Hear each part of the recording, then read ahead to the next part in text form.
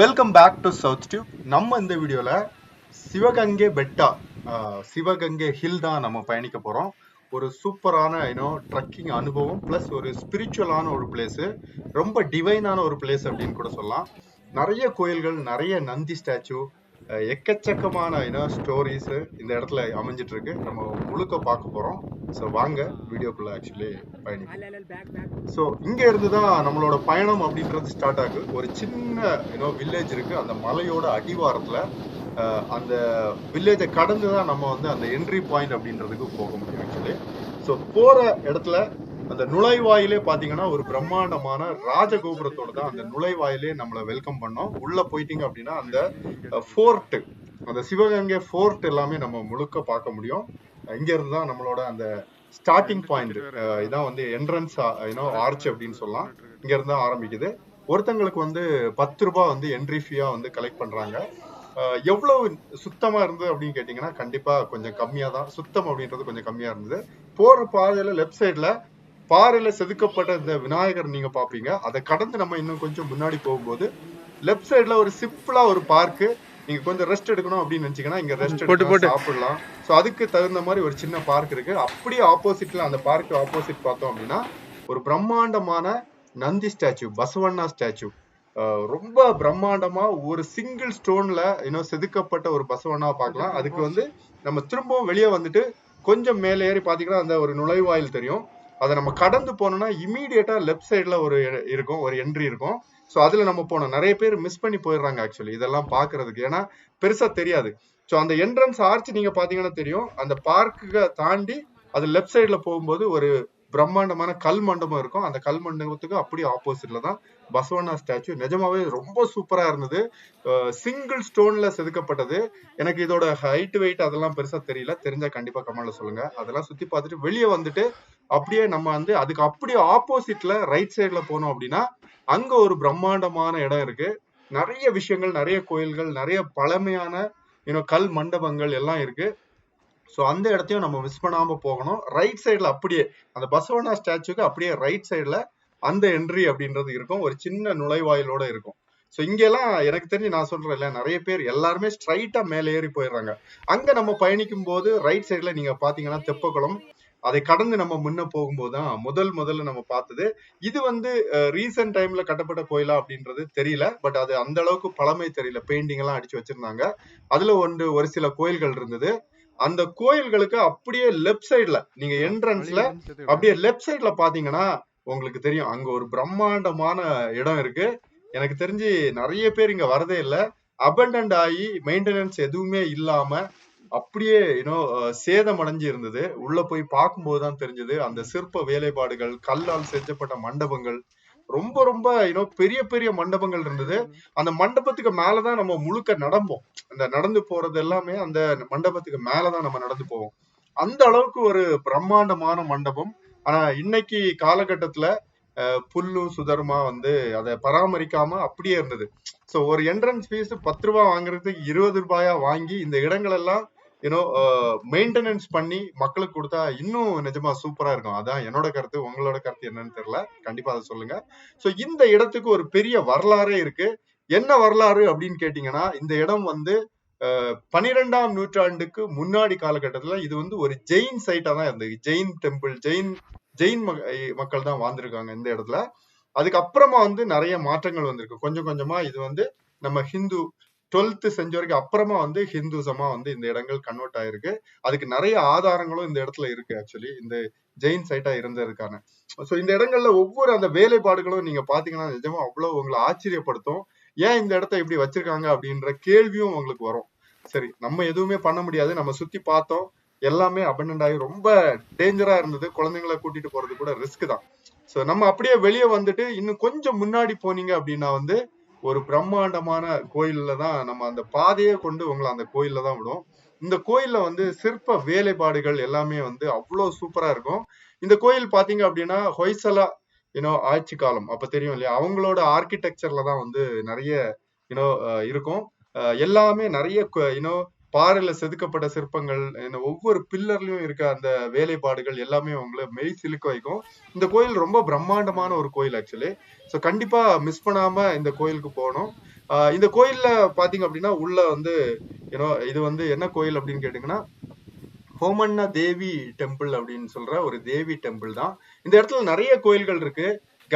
கவி கங்காதேஸ்வரா temple, அப்புறம் ஒலக்கல் தீர்த்தம், Nandi statue, அகத்திய தீர்த்தம், கபில தீர்த்தம், பாதாள கங்கா, இந்த மாதிரி நிறைய இடங்கள் இருக்கு. நம்ம முடிஞ்ச அளவுக்கு எல்லாத்தையுமே நம்ம கவர் பண்ணியிருக்கோம் இந்த கோயில்ல, இந்த வீடியோல.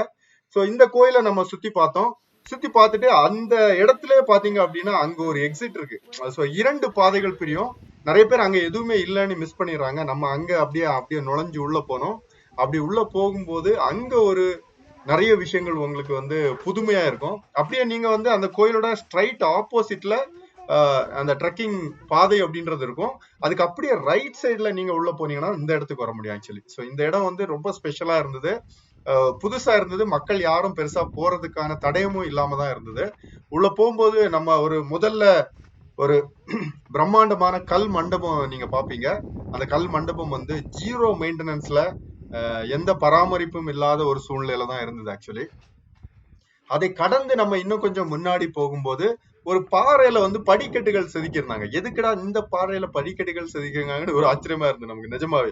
என்னதான் இருக்குது அப்படின்னு சொல்லிட்டு அந்த படிக்கட்டுகளை ஒரு சின்ன கம்பி பிடி வச்சிருந்தாங்க. அதுல பிடிச்சி ஏறுறதே கொஞ்சம் கடினமா தான் இருந்தது. ஆனாலும் நம்ம அப்படி என்னதான் அதுல இருக்கு அப்படின்ட்டு நம்ம ஏறி பார்க்கலாம் அப்படின்ட்டு மேல ஏறி பார்த்தப்பதான் தெரிஞ்சது.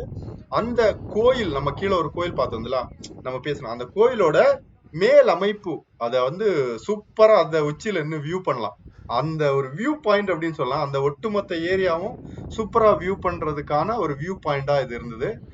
சோ ஆனா குழந்தைங்களை எல்லாம் இதுல ஏற விடாதீங்க. ரொம்ப செங்குத்தாவும் கொஞ்சம் கடினமாவும் இருந்தது. நம்ம ஃபேமிலியா தான் இந்த இடத்துக்கு போயிருந்தோம். ஆனா குழந்தைங்க ஏற ட்ரை பண்ணாங்க. நம்ம இக்னோர் பண்ணிட்டோம்.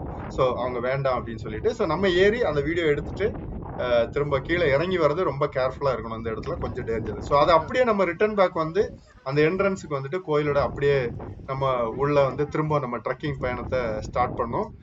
இந்த இடத்துல பாத்தீங்க அப்படின்னா ஸ்டெப்ஸ் எல்லாமே வந்து பாறைகள்ல செதுக்கியிருப்பாங்க. 1-2 நுழைவாயில்கள் இருக்கும். எல்லாமே வந்து அந்த நந்தி ஸ்டாச்சு எல்லாம் அதுக்கு மேல இருக்கும். இந்த மலையை பாத்தீங்கன்னா முழுக்க நிறைய நந்தி ஸ்டாச்சு, பசவண்ணா ஸ்டாச்சு அப்படின்னு சொல்லுவாங்க கன்னடத்துல பசவண்ணா. சோ அந்த நந்தி ஸ்டாச்சு நீங்க எக்கச்சக்கமா ஸ்பாட் பண்ணுவீங்க ஆக்சுவலி. எல்லாமே இந்த சிங்கிள் கல்லால வந்து செதுக்கப்பட்ட ஸ்டாச்சுஸ் நிறைய இருக்கும். சோ இதெல்லாம் கடந்து நம்ம போகும்போது நம்ம இங்கேயும் வந்து ஒரு சூப்பரா நந்தி ஸ்டாச்சு, அதுக்கு எல்லாத்துக்கும் ஒரு சின்ன மண்டபங்கள் எல்லாமே வந்து எழுப்பியிருப்பாங்க. சோ அத நம்ம ஸ்பாட் பண்ணோம். இங்க அதையும் பார்த்துட்டு அடுத்து நம்மளோட ட்ரெக்கிங் பயணத்தை வந்து கண்டினியூ பண்ணும். இந்த ட்ரெக்கிங் பயணத்துல ஒரு முக்கியமான ஒரு விஷயம், இந்த மலை பாத்தீங்க அப்படின்னா வந்து ஏறத்தாழ 4488 ஃபீட் உயரத்துல, அடி உயரத்துல இருக்க ரொம்ப டாலஸ்டான ஒரு மலை அப்படின்னு சொல்லலாம். பெங்களூர்ல இருந்து சரியா ஒரு 55 கிலோமீட்டர் தொலைவிலையும், தும்கூர்ல இருந்து 25 கிலோமீட்டர் தொலைவில் தான் இருக்கு. இந்த பெங்களூர் தும்கூர் சாலைக்கு நடுப்பட்ட பகுதியில இருக்க ஒரு ரொம்ப ஃபேமஸான ஒரு பிளேஸ் தான் இந்த சிவகங்கை பெட்டா. சரி, அடுத்தது நம்ம உள்ள வந்து தொடர்ந்து பயணிக்க ஆரம்பிச்சோம். இந்த படிக்கட்டுகள் எல்லாமே பாத்தீங்க அப்படின்னா மேன் மேட் அப்படின்னு சொல்லுவோம் இல்லையா, மனிதன் உருவாக்கின படிக்கட்டுகள் தான் நிறைய இருக்கு. அதுல ஒரு 50% பாறையில செதுக்கப்பட்ட படிக்கட்டுகள். அதுக்கப்புறமா பாத்தீங்க அப்படின்னா வந்து எல்லாமே அந்த படிக்கட்டுகள் கல்லு வச்சு வந்து அமைக்கப்பட்ட படிக்கட்டுகள் அந்த மாதிரிதான் இருக்கும். எல்லாரும் இந்த மலைப்பயணம் பண்ண முடியுமா அப்படின்னு கேட்டீங்கன்னா அந்த லாஸ்ட் ஸ்டேஜ் அது வந்து கொஞ்சம் கடினமா இருக்கும். அந்த பயணம் மட்டும் நம்ம பண்ணிட்டோம்னா யார் வேணா பண்ணலாம். அந்த ஃபர்ஸ்ட் ஸ்டேஜ் ஒரு இடத்துல வந்து சிவன் பார்வதியோட ஸ்டாச்சு இருக்கும். ஸோ வாங்க நம்ம தொடர்ந்து பயணிக்கும் போது அந்த இடம் தெரியும். அது வரைக்கும் நம்ம யார் வேணாலும் பயணிச்சு போயிடலாம். அதுக்கு பேக் சைட்ல தான் அந்த சிவலிங்கம். இந்த இடம் வந்து என்ன ஸ்பெஷல் அப்படின்னு கேட்டீங்கன்னா இந்த மலையே வந்து சிவலிங்கமா இருக்கிறது தான் இந்த இடத்தோட ஸ்பெஷல். அதனாலதான் இது சிவகங்கை பெட்டா அப்படின்னு சொல்றாங்க. இந்த மலையே சிவனா உருவாயிருக்கும். அந்த லிங்கத்துக்கான அமைப்பு எல்லாமே நான் காட்டுறேன். நீங்க மலை உச்சியில போகும்போது உங்களுக்கே ஆச்சரியமா இருக்கும். அந்த அளவுக்கு அந்த சிவலிங்கம் ஷேப் அப்படின்றது சூப்பரா நீங்க பார்க்க முடியும் ஆக்சுவலி. ஸோ தொடர்ந்து நம்ம பயணிக்கும் போது அடுத்தது நம்ம ஸ்பாட் பண்றது நம்மளோட பாதையில ரைட் சைட்ல பாத்தீங்க அப்படின்னா ஒலக்கல் தீர்த்தம் அப்படின்னு சொல்லுவாங்க. ஒரு தீர்த்தம் தான் நம்ம ஸ்பாட் பண்ணுவோம். அந்த தீர்த்தத்துக்கும் ஒரு என்ட்ரி ஃபீ வச்சிருந்தாங்க ஆக்சுவலி. ஸோ அப்புறம் உள்ள போனீங்கன்னா நம்ம அந்த தீர்த்தம் பார்க்கலாம். நம்ம அதை வந்து ஸ்கிப் பண்ணிட்டோம். ஏன்னா நம்ம டைம் அந்த அளவுக்கு இல்ல. அந்த லைன் அப்படி அந்த தீர்த்தத்துக்கு உள்ள போற லைன் அப்படின்றது ரொம்ப நீளமான லைன் இருந்ததுனால நம்ம அதை ஸ்கிப் பண்ணிட்டு நம்மளோட ட்ரெக்கிங் பயணத்தை தொடர்ந்து நம்ம பயணிக்க ஆரம்பிச்சோம். நீங்க ஒரே இடத்துக்கு மட்டும் போறீங்க அப்படின்னு, இங்க மட்டும் வரீங்க அப்படின்னா கண்டிப்பா இந்த இடத்தையும் எக்ஸ்ப்ளோர் பண்ணிட்டு போறது ரொம்ப நல்லது. நம்ம வந்து ஒரே நாள்ல நிறைய பயணம் பண்ணதுனால இந்த இடத்த நம்ம ஸ்கிப் பண்ணிட்டோம். ஆல்ரெடி 2 பயணம் நம்ம இது நம்மளோட 3வது இடம் தான்.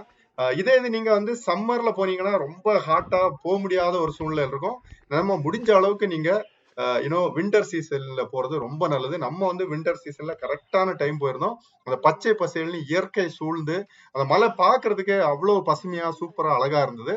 ஸோ நீங்களும் அந்த மாதிரி அந்த வின்டர் டைம்ல போறத பிளான் பண்ணுங்க, அது நல்லது. ஏன்னா உங்களுக்கு அந்த அளவுக்கு டீஹைட்ரேட் ஆகாது, அந்த ஹீட் அப்படின்றது கம்மியா இருக்கும். சம்மர்ல போனீங்கன்னா எக்கச்சக்கமான ஹீட் இருக்கும். அதே மாதிரி இந்த பாறைகள்ல ஏறுறது எல்லாமே நிஜமா கடினமாவும் இருக்கும். ஸோ எந்த சீசன்ல நீங்க போனாலும் தேவையான அளவு தண்ணி உங்கள்ட்ட எடுத்துட்டு போங்க. அது ரொம்ப ரொம்ப அவசியம். ஏன்னா இந்த மலைப்பயணம் அடர்ந்த காட்டுல எல்லாம் பயணிக்கிற மாதிரி இருக்காது, ஓப்பனான ஒரு ஏரியால பயணிக்கிற மாதிரி தான் இருக்கும். ஸோ அதனால நம்ம தண்ணி அப்படின்றது அடிக்கடி தேவைப்படும். போற பாதைகள் எப்படி இருக்குன்னு நீங்க பார்த்திருப்பீங்க, படிக்கட்டுகள் எப்படி இருக்கு அப்படின்றது நீங்க பார்த்தாலே தெரியும். ஆனா ரொம்ப வெல் மெயின்டைன்டான ஒரு பிளேஸா இல்லாததுதான் கொஞ்சம் கஷ்டமா இருந்தது. நிறைய ஹிஸ்டாரிக்கல் வரலாறுகள் நிறைஞ்ச ஒரு இடம். இன்னைக்கு கொஞ்சம் மெயின்டெனன்ஸ் கொஞ்சம் கம்மியா தான் இருந்தது. இந்த இடம் வந்து பழைய காலகட்டங்களில் நான் சொன்ன மாதிரி ஜெயின் சைட்டா இருந்து அப்புறம் ஹொய்சலா ஆட்சி காலங்கள்ல இது மாறி விஜயநகர் நிறைய வேலைப்பாடுகள் பண்ணி அப்படி வந்த ஒரு இடம். இதுலதான் வந்து சிவன் பார்வதியோட ஸ்டாச்சு இருக்கும். அதுக்கு அப்படியே அதை பார்த்துட்டு அப்படியே சைட்லோடி நம்ம போனோம் அப்படின்னா வந்து அதுக்கு பேக் சைட்ல நீங்க அந்த ஒரு மலை உச்சியை பார்ப்பீங்க. அங்க இருந்துதான் நம்மளோட பயணமே கடினமா இருக்க போது. இந்த இடத்துல நீங்க ஒரு சூப்பரா ஒரு ரெஸ்ட் எடுத்து போங்க, அது ரொம்ப அவசியம். இந்த இடத்துல படிக்கட்டுகள் சூப்பரா இருக்கும், உட்கார்ந்து ரெஸ்ட் எடுத்துட்டு. இப்ப நீங்க பாக்குறீங்க பாருங்க, இந்த மலையை ஏறுறதுதான் கடினம். இத வந்து கொஞ்சம் வயதானவர்களுக்கு கொஞ்சம் கடினமா இருக்கிறதுக்கான வாய்ப்புகள் இருக்கு. அதே மாதிரி இன்னொரு முக்கியமான விஷயம் வந்து ஏறுறது இறங்குறது இரண்டுமே இந்த பாதையிலதுனால காற்றின் தாக்கம், காற்று வந்து எக்கச்சக்கமா இருக்கும். அதனால ரொம்ப கேர்ஃபுல்லா இருங்க. நம்ம பார்த்தாலே தெரியும், நம்ம சின்ன பசங்க எல்லாம் கொஞ்சம் பயந்துட்டு தான் ஏறுற மாதிரி ஒரு சூழ்நிலை இருந்து. ஏன்னா கொஞ்சம் செங்குத்தாவும் ஏறும், இந்த போர்ஷன் மட்டும் கொஞ்சம் செங்குத்தா மலையேற்றம் இருக்கும். அதனால கேர்ஃபுல்லா ஏறுறது ரொம்ப அவசியம். இதுக்கு மலைக்கு உச்சியில தான் உங்களுக்கு நிறைய விஷயங்கள் இருக்கு. மேல வந்து ஒரு நந்தி ஸ்டாச்சு, அதான் மலையோட உச்சியில இருக்கும். அப்புறம் வந்து ஒரு கோயில், ஒரு அதுக்கப்புறம் அந்த சிவலிங்கத்தோட ஷேப்பு, அது எல்லாமே நம்ம மேல போகும்போது பார்க்க முடியும். நான் சொன்ன மாதிரி இது வந்து எந்தெந்த காலகட்டத்துல இது வந்தது அப்படின்னா வந்து ஜெயின் சைட்டா இருந்து அதுக்கப்புறம் வந்து ஹொய்சலா ஆட்சி காலத்துல இது நிறைய மாற்றங்கள் ஆகி விஜயநகர் எம்பரர் வந்து அவங்க இன்னும் நிறைய மாற்றங்கள் பண்ணி அப்புறம் மகடி கெம்பகவுடா அவங்களும் நிறைய பணிகள் வந்து இந்த இடத்துக்கு செஞ்சிருக்காங்க. ஸோ நிறைய மாற்றங்கள். நம்ம தொடர்ந்து பயணிக்கும் போது இந்த இடத்துல ஒரு இடம் இருந்தது. என்னடான்னு போய் பார்த்தா ஒரு சின்ன கிணறு, அதுக்கும் வந்து ஒரு மண்டபம் கட்டியிருந்தாங்க. நிஜமா சூப்பர். எல்லா இடத்துலயும் நிறைய மண்டபங்கள், நிறைய நான் சொன்ன மாதிரி நிறைய நந்தி ஸ்டாச்சுஸ் நீங்க அங்கங்கே பாப்பீங்க.